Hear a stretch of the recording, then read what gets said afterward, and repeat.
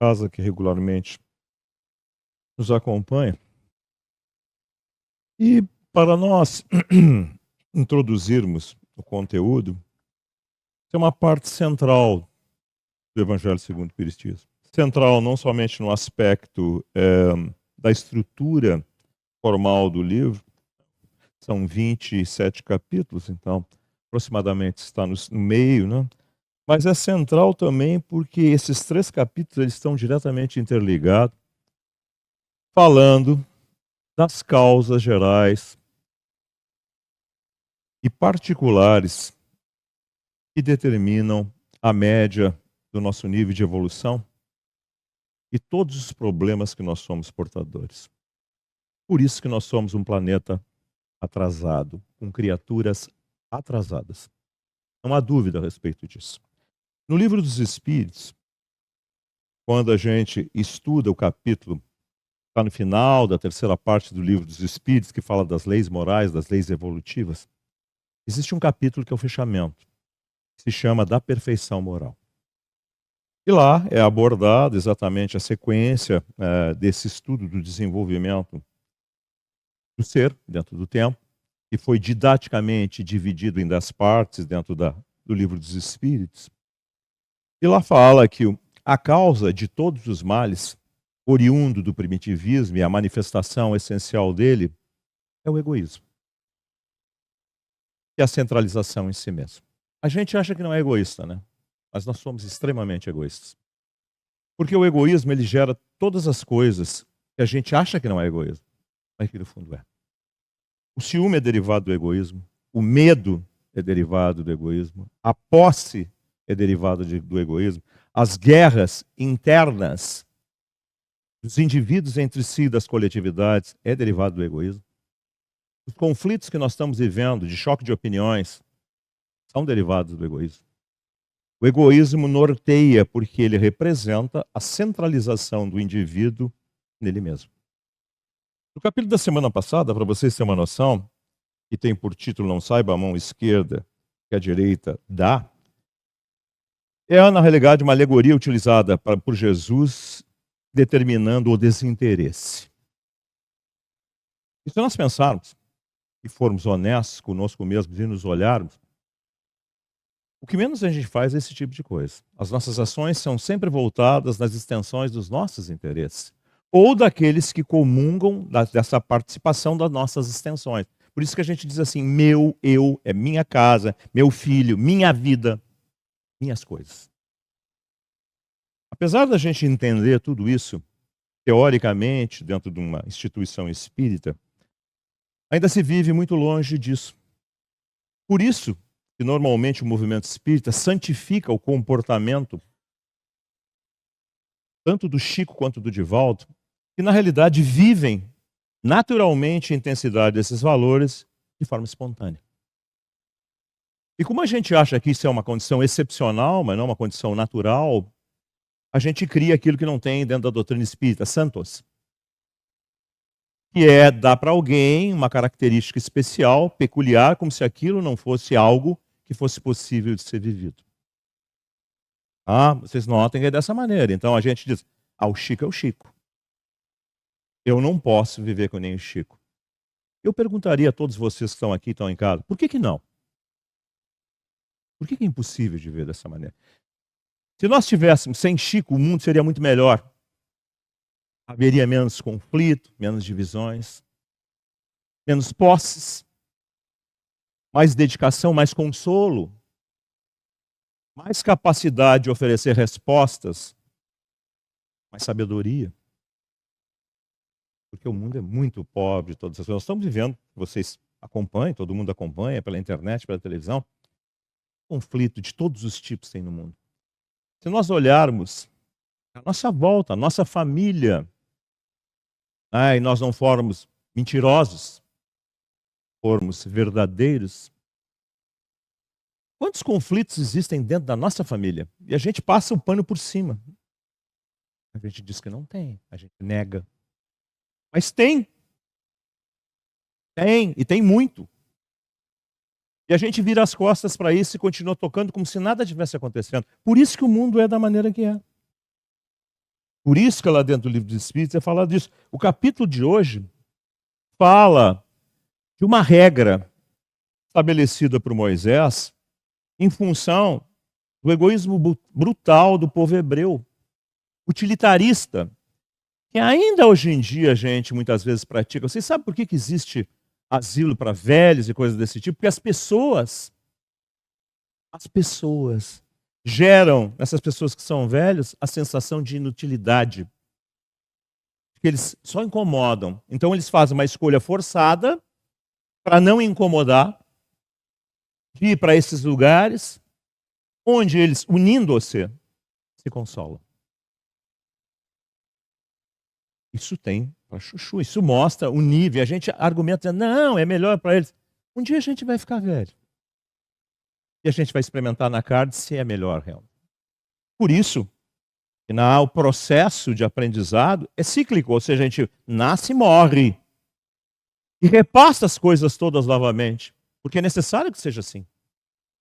Porque o embrutecimento, o primitivismo, que é esse pai e mãe do medo, das estruturas de ciúme, de posse, de briga, de necessidade de destaque, de competição, e quando não é possível, de depressão, de todas as mazelas emocionais que a gente alimenta, desenvolve, nutre, e se projeta sobre o corpo físico. Ou quando isso não acontece porque a gente vive a nossa vida de ilusão, até que a vida propõe uma reflexão através das inversões das situações que nós vivemos, das doenças, dos conflitos de todas as ordens. E a gente vem num centro espírita. E a gente acha que é espírita. Recentemente a gente entra, frequenta, vai lá, participa muitas vezes das coisas, como uma rotina, mas não muda em coisa nenhuma. Jesus ensinava que a gente avalia a árvore pelos frutos que dá. O ser é avaliado pela natureza daquilo que ele produz. Na instituição espírita prática, a gente lida com espíritos de todos os tipos. A gente lida com a maioria dos espíritos que tem dentro do meio. E a maioria dos espíritos que tem dentro do meio, olhando a humanidade, são espíritos em conflito. Então a maioria dos fenômenos mediúnicos estão em conflito. Quando a gente entra dentro de uma casa espírita, a gente acha, tem uma ideia distorcida, que a gente vai encontrar aqui dentro somente espíritos elevados. Não, o que tem mais aqui dentro é espíritos com problema. Por duas razões. Primeiro, porque começa a nascer esperança da parte dele. Quanto mais a gente faz, mais isso se propaga. Mais gente, porque espíritos são pessoas, vem com seus conflitos buscando soluções. Se atrai naturalmente. Então, uma sinalização de um centro espírita que é sério é a presença de espíritos problemáticos. Junto com eles vêm os contrários, os que não querem que isso aconteça, querem que o mundo continue da mesma maneira, porque eles querem defender o seu ponto de vista. Se o mundo mudar, eles vão entrar em crise existencial, porque eles vão ser a exceção e não a regra. E quando a gente é exceção e não a regra, evidentemente que isso começa a nos incomodar. Eles querem saber por que existe espíritos que atuam contrário, normalmente se chama de espíritos maus, é por causa disso. A pessoa que morre continua defendendo seu ponto de vista, é como defender o seu prato de comida, ele se engaja nessa situação. Então a gente vem, passa por essas coisas todas, aprende, mas não muda hábitos, a gente continua ainda sendo maledicente, fofoqueando, querendo tirar informações das coisas. E a gente está dentro de uma instituição espírita.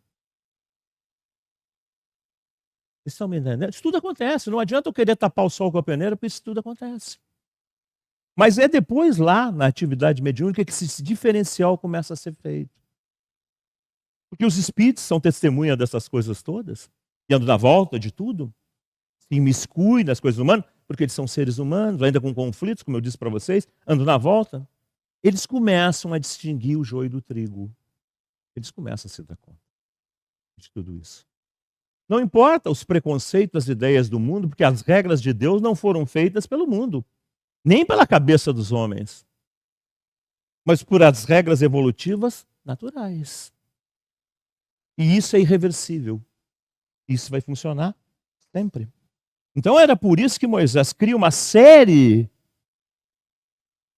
de ordenações ou de orientações que ele rotula como sendo de orientação divina. E que só a primeira, na realidade, é a que fala a respeito de uma essência espiritual. As demais são todas reguladoras de comportamento. Mas ele tinha que instituir dessa maneira, senão o hebreu não ia acreditar. Como também a gente vem, na maioria das vezes, centro espírita por causa do fenômeno mediúnico, e não por causa da doutrina. Jesus teve que fazer os ditos milagres, entre aspas, para que o evangelho, que era o ensinamento dele, que é o que nós utilizamos até hoje, os milagres ficaram para lá, e os ensinamentos vieram até aqui, pudessem sobreviver, pudessem ter notoriedade. Senão eles não estariam hoje aqui. Eles teriam sido perdidos, como tanta coisa da cultura humana foi perdida dentro do tempo. Então ele estabelece essa orientação: honrai o vosso pai e a vossa mãe. Porque o hebreu não fazia isso. Ele desprezava, e nem nós, ficava velho e trabalhava. Era segregado. Existiam vales em que as pessoas eram colocadas. Tinham vales dos ancenias, doença ancenias, que é a lepra. Os leprosos eram segregados, isolados. Os velhos também. Então, era uma cultura, uma civilização dessa ordem. Ele começa a tirar esse tipo de comportamento embrutecido e começa a regular um desenvolvimento emocional forçado. Por que forçado? É que nem lidar com uma criança. Não tem discernimento, não tem capacidade reflexiva suficiente para fazer uma avaliação de prisma profundo e tomar uma decisão em função disso. Como é que a gente educa crianças? Força-se. Na primeira fase da infância não tem muita negociação. Se tiver, vira rebelde, mal educado. Está cheio hoje em dia, né? Por causa disso. Então, era imposto. Para quê? Pelo hábito, criar uma nova relação, um novo tipo de comportamento. Esse é o conteúdo. Isso faz com que os seres vão avançando dentro do tempo. Por isso que o Kardec aproveita e mostra, na segunda parte desse capítulo, a relação do desenvolvimento do espírito dentro do tempo. E lá ele mostra a diferença que existe disso. As famílias consanguíneas, que é uma mistura de vários níveis espirituais, por isso que existe problema dentro das famílias. Nem todo mundo simpatiza com todo mundo, nem todo mundo tem afinidade com todo mundo. Existem diferenças, existem conflitos. E a família espiritual, que é em vários níveis, porque são vários os níveis evolutivos dos espíritos do pós-morte, se atraindo naturalmente por características. E essas famílias mudam com o tempo, porque os seres evoluem e vão galgando famílias diferentes. Vai fazendo que a amplitude sentimental cada vez mais aumente. E aí o que isso leva? A gente estuda isso na parte do capítulo, na pergunta número 100 do Livro dos Espíritos. A um desenvolvimento pleno. Que é a figura que vocês tanto ouvem falar dos espíritos puros, são chamados espíritos de luz e tantos outros nomes. Mas são criaturas que evoluíram para se libertar dessa injunção, dessa prisão da fixação limitada. Então, o exemplo que nós tivemos de um deles aqui foi Jesus. Jesus tinha mãe, tinha pai, mas ele priorizava o quê? Toda a multidão que o seguia.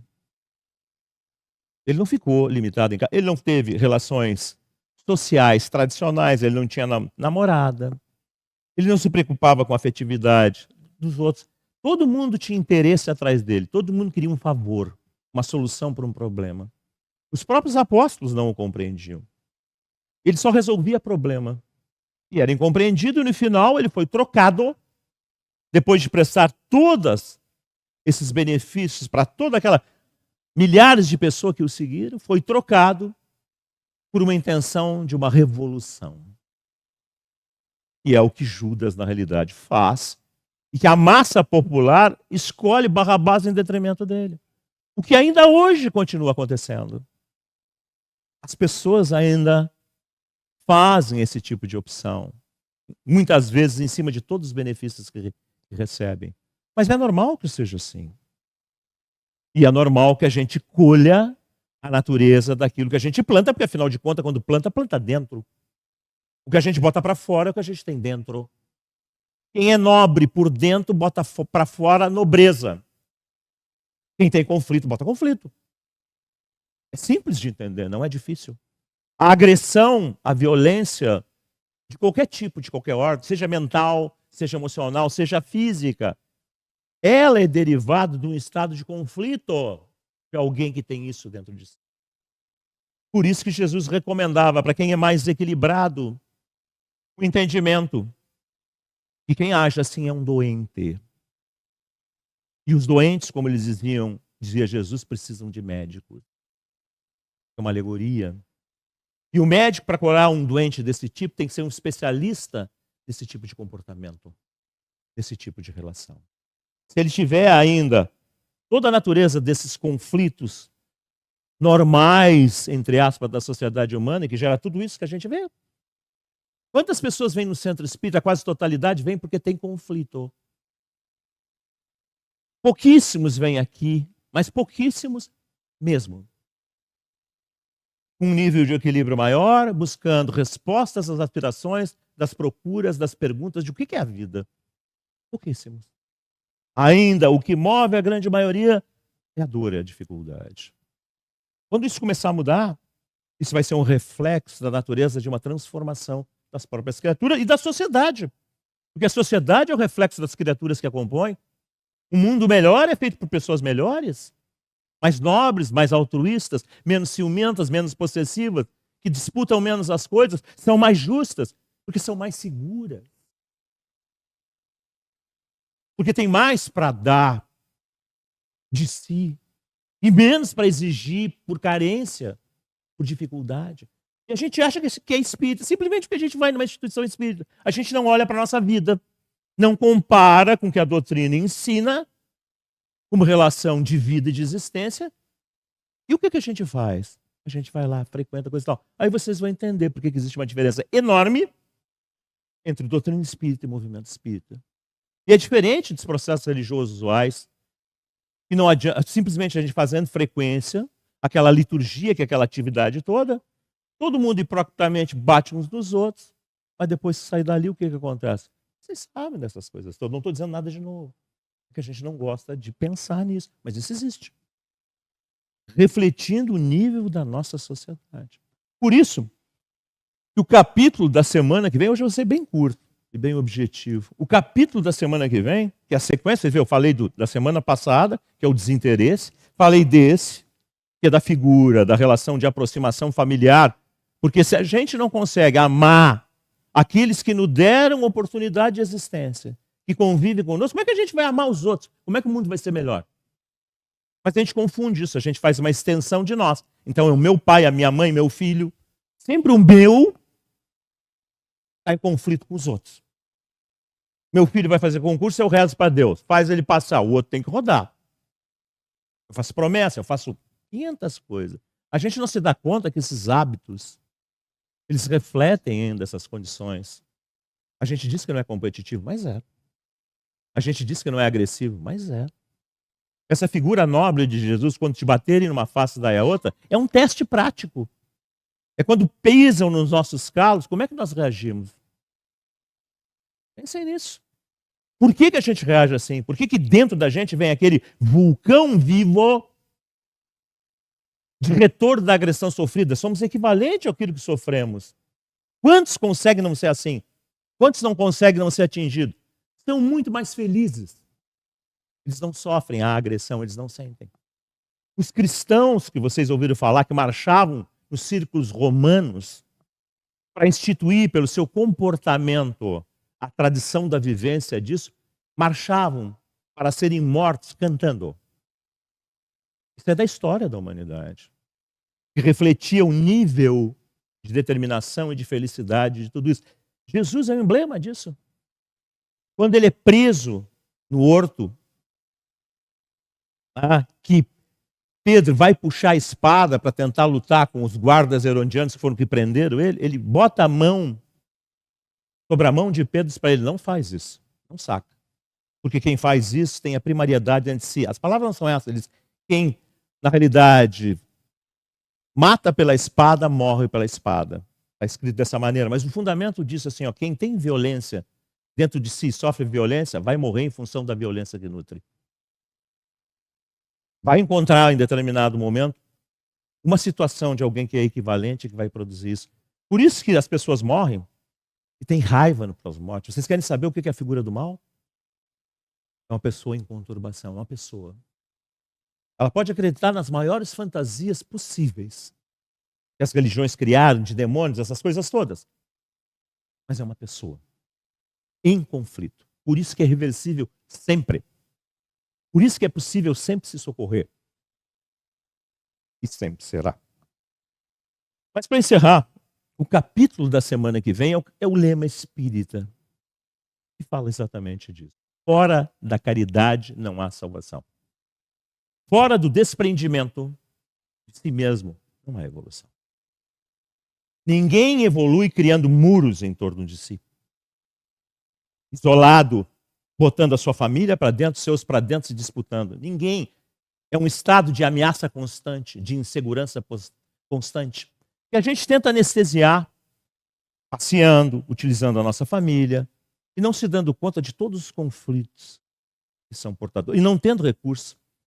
É bom lembrar o Natal, né? Eu fiz uma exposição sobre o Natal. O que a gente faz no Natal? A gente dá presentes para tentar compensar o que a gente não faz o ano todo. Vem por tradição, os reis magos fizeram isso, levaram lá, na direção do Messias que estava nascendo, os presentes que simbolizavam o respeito, a admiração pelo que ele representava.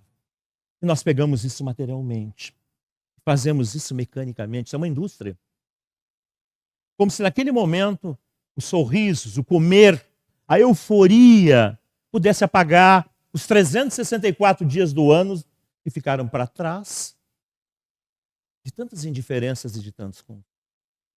A gente deveria refletir muito mais, pensar muito mais, encontrar soluções, harmonizar mais, ceder mais, discutir menos, impor menos, educar mais, pelo exemplo, pelo desprendimento. Então, a doutrina espírita nos ensina isso detalhadamente. Mas detalhadamente mesmo. A gente aprende teoricamente e depois tem a oportunidade de ir para uma aula prática, de ver o estado no pós-morte das criaturas, mas não é só isso. A gente vai ter que lidar com isso. A gente vai ser testado. A gente vai ver se realmente a gente tem ou não tem. E o que a gente faz? O que a gente sempre fez. A gente quer levar na conversa. A gente troca de voz, troca de roupa. E não funciona. Porque o espírito está com raiva. Está com dificuldade. Está defendendo o que ele pensa. Ele quer agredir, ele quer fazer, ele quer... Então, ele não é tocado. Ele só é tocado por emissões partindo de um interior rico. Que vai projetar para ele não palavras, mas valores. E esses valores vão acalmá-lo, vão dulcificá-lo e ele vai começar a ceder. Assim é que a figura do mal deixa de ser mal. E é assim que existe uma correlação entre estudo teórico, experimentação prática e consequência. Ali eu vejo quem eu sou. E ali eu faço uma escolha. Se eu não consigo, o que eu tenho que fazer? Me dar conta que eu estou com perspectivas enganosas e erradas. Eu tenho que mudá-las. Ou, o que a grande maioria faz, Jesus disse isso, muitos chamados, poucos escolhidos, eu vou embora. É exatamente assim. Exatamente. Então, o evangelho é sempre atual. Se nós compararmos o cotidiano com os ensinamentos, vocês vão ver que ele é muito real. Vocês não sei se vocês têm acompanhado. Quem se interessa por isso, o Divaldo falando que nós vamos entrar agora, 2025 vai ser o clímax entre 25 e 26 dos maiores conflitos no planeta. O nível de suicídio vai aumentar violentamente. E vai, por causa dessas exasperações, das faltas de perspectiva, do materialismo brutal. Eu acho que se eu estou pressão, não tenho o que fazer, eu me mato. Eu acho que daí acaba tudo. O materialista pensa assim. É um silêncio total, como se fosse apagar a luz, e pelo mínimo eu saio daquela agrura, daquele horror. Essa é a ideia. E a nossa sociedade fomenta isso. Desenvolve esse tipo de coisa. Então isso vai entrar num clima para que o desespero máximo faça buscar recursos agudos.